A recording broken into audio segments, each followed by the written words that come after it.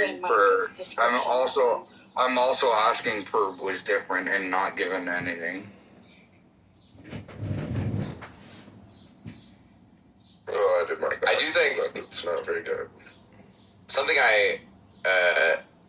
I'm not, like, we shouldn't be normalizing Hitler. I don't even know. These are, like, we're in a bit of a struggle session here with this, for whatever reason. But it's not, you don't want to normalize Hitler to the point where you're like, what Hitler did was good, actually. You know, you don't want to do that, right?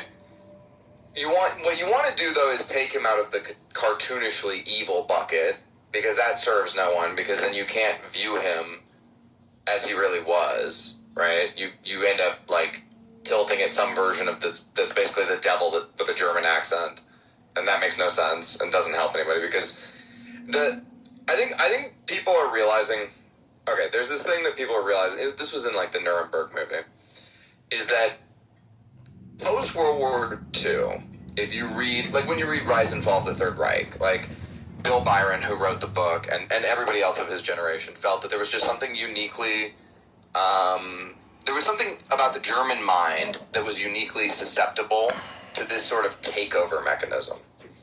And that Hitler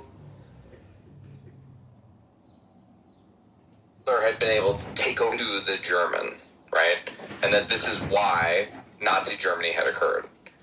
And what I think we know now, or people are beginning to suspect, is that there is nothing unique about the German mind other than they happen to be extremely efficient and, you know, capable of warfare. I mean, that is something unique about them. But that they're not the only people on Earth who are capable of takeover, and not the only Western people that are capable of takeover, and that everybody's capable of takeover. So it makes it so that you should view what Hitler did, like, 1-to-1, you know, try and get to the closest reality of who Hitler was, so that you can study and understand how he was able to take over a civilized nation like Germany. And then there are many answers for that, you know, some of which is the Treaty of Versailles, some of which external factors, right?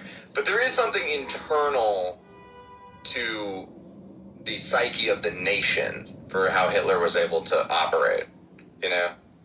And that is worth studying and documenting. And the reason why it's worth studying and documenting is so that you can prevent a Hitler. That's the whole point, right? So, like, I don't know what was said, but if the point is, like, we should have another Hitler, then that's no good. But if the point is we should